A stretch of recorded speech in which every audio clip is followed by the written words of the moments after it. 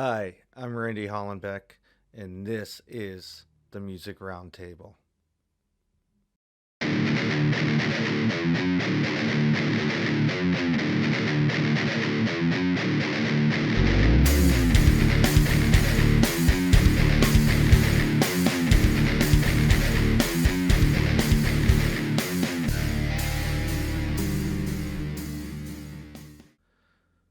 Today on our show, we have Lady J from First Angel Media.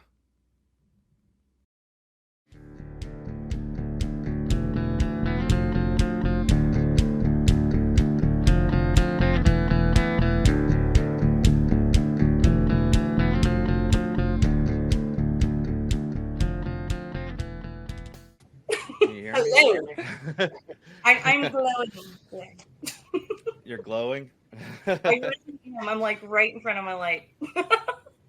As a photographer, this bothers me. Okay, so tell me about yourself a little bit. Well, I am the owner of First Angel Media, a media company. We're based in Pittsburgh, but we feature music from Finland, Sweden, any Asian country, any North American area, anywhere on the globe. I am also a concert photographer and just professional photographer in general. I am an admin over at Build the Scene, which is a radio and podcast station. I have helped with a lot of different things. There's a list. Okay, let's focus on the First Angel Media. Uh, what's that job entail doing? Um, for me, it's kind of a little bit of everything. We have a writing department for articles, features, reviews, show reviews. We have special features that go out each week. So Joseph Barrett is, oh, if it's not Barrett, if it's Barrett, he's going to kill me, but that's okay. We all know each other online, and last names just don't pop up. But Joseph handles a artist uncovered feature on Mondays because we get so many bands that need, word of their music put out. So sometimes we So is can't this catch them all for review, and we put them in there for people to find the new stuff. okay? So this is Um, kind of like a music magazine online, it's or an online multimedia music publication, and we actually have a back end of services that we have website designers, EPK designers, we have photographers for everything. We can host EPKs if you don't have a website of your own. We we have people if you we've got you covered. We do all of it, all the things. If okay? it's music related, the only thing we don't do is we do have a podcast kind of working on it, but we normally let Bill over at Build the Scene handle the podcast. But the only thing we don't do is a recording studio and label. And like, if you need that, we know people. Okay. So they reach out to you if they want like a EPK and stuff like that. Yes, they reach out to us for EPKs, for website builds.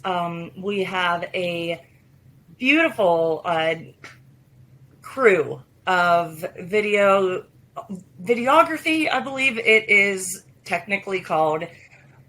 We've got everything. Like this Saturday, one member of my team will be recording Scarlet Sky at the Mousetrap. Okay. One of them will be doing the photos. And we have a modeling division that we're starting up for bands who need their merch modeled. Some bands need models in their video. So I'll be working on the group shoots with the models to get all of their portfolios updated. And I'm working with a Mad Clock Music. He's one of my lead writers, and getting his album cover done. So we kind of are everywhere. That's really cool. It's a lot. And that's like whatever you said, what does it entail? It's like, oh, waking up at 6 a.m., downing the coffee and getting on the computer, because it is a very full-time job. Our latest additions are the models, and they're just getting into the groove. And Megan Rose, who is the model Bella Rotten, she was joking. She's like, how many group chats are we in? I'm like, many. I'm sorry. So, but every time though that we add on, we do it with purpose, and we lay a good foundation, because it's all stuff that we see is necessary and needed for musicians in the scene, in Pittsburgh and all over. So it's a lot, but we love it. And to be honest, I never thought it would be like this. Like in a good way? Well, you have to understand that whenever I started this, the only thing I ever intended to do with First Angel was to help bands get word out about their shows. So it really just started with, I happened to go to a show in Pittsburgh. This band Dying Breed was on stage, and they were phenomenal. And I hate to say this, it's nothing about them. They were amazing, but there were so few people in the venue. And it was like, wow, did anybody even tell anybody else that this great band was going to be there? And yeah, like to get the word out and stuff. Yeah. Yeah, so I just started sharing. It was in 2016. I started sharing events, just, putting it out there and like, hey, this band's really cool. Hey, I got to see these guys. And it was under the First Angel Media. And that's all that it was at first. And then I'm kind of a see a need, fill a need person. And I saw that I could do more for the bands by going out to the shows and have a social life also. Yes. So, yes. You basically started out like promoting it like on Facebook, like event pages and stuff like that, writing up and inviting people out to shows and stuff. Yeah. Yeah, and and worked. then it just grew from there. Yeah, it worked. People would reach out to me and say, hey, I got this group of people, and they were like, hey, first time seeing you. We saw your event on First Angel Media. And they were like, keep it up. And I did. And then I started writing little posts and learning how to do reviews. And then Bill Damiano from Build the Scene was like, okay, look, we got to get you a website. And so it kind of blew up.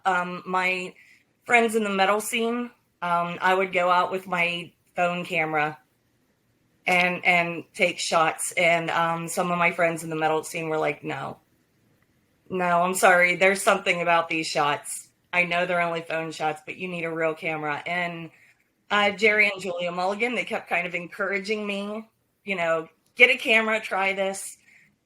And so I did. And all of a sudden now I get hired for large music festivals for the weekend to go be their professional photographer. And it's a really cool life. Yeah, that's awesome. And everything that I learned on the national scene that I do, I bring back to what we do at First Angel.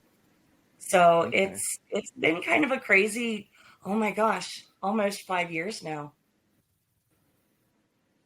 But yeah, Awesome. it's about 2.5 years ago, I started inviting other people into First Angel Media. I started with my first writer, Darren Lewis, and my first other photographer, Amanda Baker. And now there's, including the models, I think that we're up to 34 people are a part of First Angel in one way or another. And you just grew it from yourself, and it just expanded from there. Yes. I lost my husband in 2012, and it changed everything. I didn't have my partner. I didn't have my way of, we would have our date nights and everything. And my friends were like, you were always happiest whenever you were out going to shows and finding new music. And I'm like, oh, but that's been years. And they, oh yeah, but.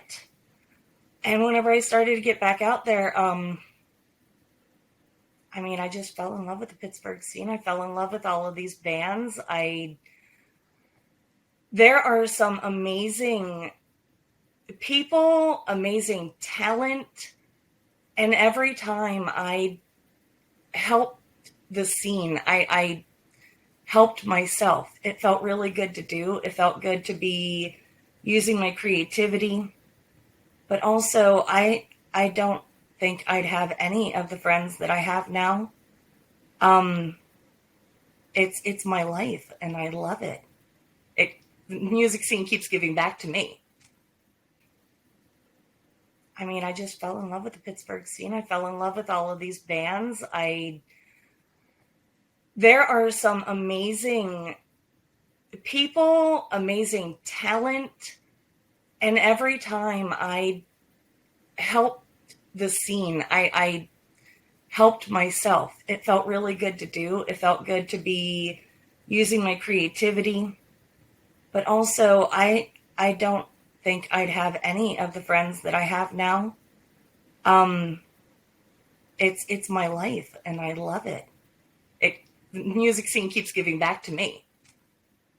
Mm-hmm. Yeah. That's awesome. And now I get to be on a podcast. I get to be the first guest on your podcast, and this is awesome.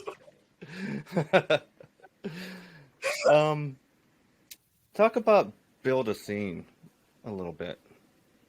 Yes.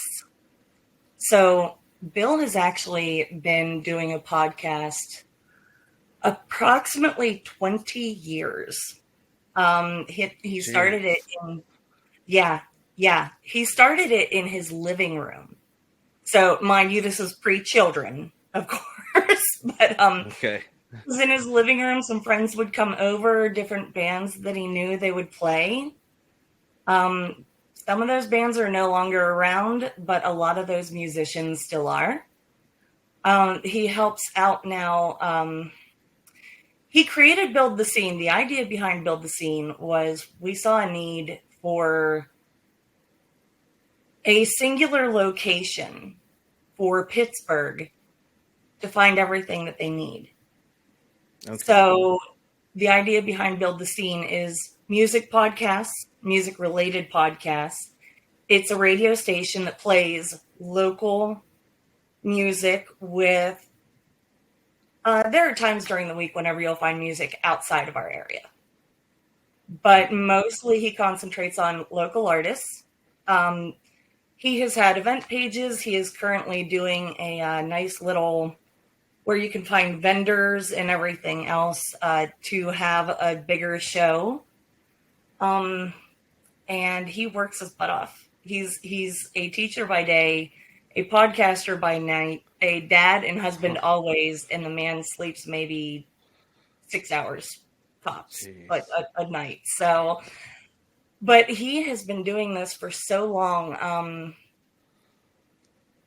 He's just a pro at it. And now he also helps out. He puts out the word for, I don't know if you've heard of Rock for Life. Yes. Okay. So Rock for Life, who donates all of their proceeds to children with life-threatening illnesses. He helps to, put the word out for that. He shows up at all their shows, and I kind of turned him into a photographer too. Because I kind of did what my friends did to me, and I saw that he was able to do this, and I helped him do it with a better camera.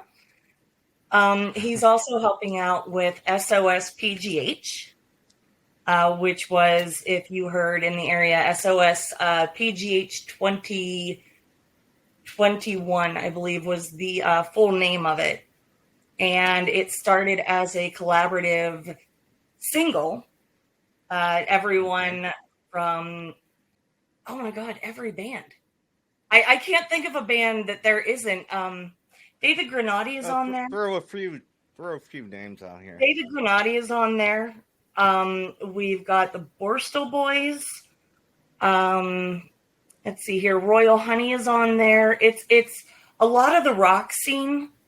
And what they did was they expanded from there.